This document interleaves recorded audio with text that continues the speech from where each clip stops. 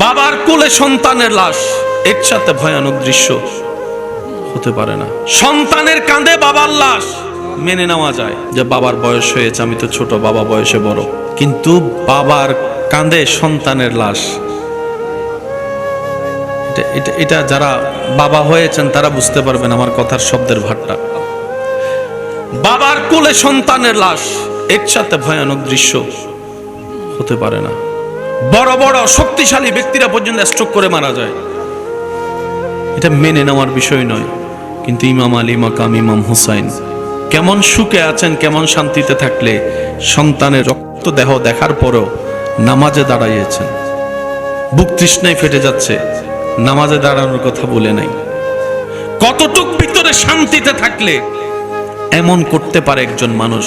ইমাম আলী মাকামের দরবারে প্রশ্ন রাখুন, অন্তরকে চোখ খুলে উত্তর আসবে আপনার কাছে। টেনশন তাদের হয় যাদের নিজের সম্পদ হয়, সুবহানাল্লাহ। টেনশন তাদের হয় যাদের নিজের সম্পত্তি হারানোর ভয় হয়। আমি হুসাইনের নিজের বলতে তো কিছুই নাই। আমার সন্তান আমার আল্লাহর জন্য, আমার পরিবার আমার আল্লাহর জন্য। আমি হুসাইনের সকাল বিকাল সন্ধ্যা রাত আমার রবের জন্য। আমি হুসাইনের হায়াতও রবের জন্য, আমার মওতটাও রবের জন্য। আমি হুসাইন আমার সমস্ত কিছু আমার রবের নামে কোরবানি করে দিয়েছি, রবের নামে কোরবানি করে দিয়েছি। আমি আমার বলতে কিচ্ছুই নাই। রব বলে যে, ও হুসাইন, তুমি সমস্ত কিছু আমার নামে কোরবানি করে দিয়েছো, তুমি আমার প্রেমিক হয়েছো। আর আমি আল্লাহর ওয়াদা, প্রেমিক যে হবে আমার, সে যে পরিস্থিতিতে থাকুক, আমি শান্তিদাতা, তার অন্তরে শান্তির ব্যবস্থা করেই দিব।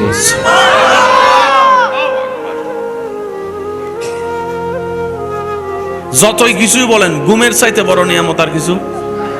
তন্দ্রা যখন একবার চলে আসবে, জীবনী যখন একবার চলে আসবে, সেটা যখন ঘুমের পর্যায়ে যাবে, ঈদের যদি কেউ বলে ধর তোরা 10 লাখ টাকা দিছে ঘুমাইস না, ঈদে বলবো যে তুই 20 লাখ টাকা ল, এখান থেকে যা। এই যে কথা বলে না রে ভাই। শীতকালে ল্যাপের ভিতরে উষ্ণতা ফেলে সকালে উঠতে ইচ্ছে করে না, তখন যদি বলে যে তোর জন্য একটা ফালসার আনছি, দর লই যা, ফালসার পরে রাখ, তো লই, এখন ঘুম যাই। ঘুম এমন একটা নিয়ামত, মনে রাখবেন ভাই, ওষুধ খেলে ঘুম হয় না, ওষুধ খেলে ঘুম হয় না। অর্থাৎ ওষুধ খেয়ে যেটা হয় সেটা ন্যাচারাল ঘুম নয়, এটা ওষুধের প্রতিক্রিয়ার ঘুম। সেজন্য ডাক্তাররা বলে বেশি ঘুমের ওষুধ খাওয়া যাবে, বলেন না বেশি ঘুমের ওষুধ খাওয়া যাবে। যে কোনো ফার্মেসিতে গিয়ে জিজ্ঞেস করেন, কেউ যদি আপনার কাছে ঘুমের ওষুধ চাই, আপনি কি দিবেন? উনি উত্তর দিবে, ডাক্তারের প্রেসক্রিপশন ছাড়া আমি নাফা দিতে পারবো, প্যারাসিটামল দিতে পারবো, ওই সিবিট দিতে পারবো, কিন্তু ভাই আমি ঘুমের ওষুধ দিতে, কারণ এটাকে ড্রাগের সাথে সমতুল্য করা হয়, ড্রাগ মনে করা হয়।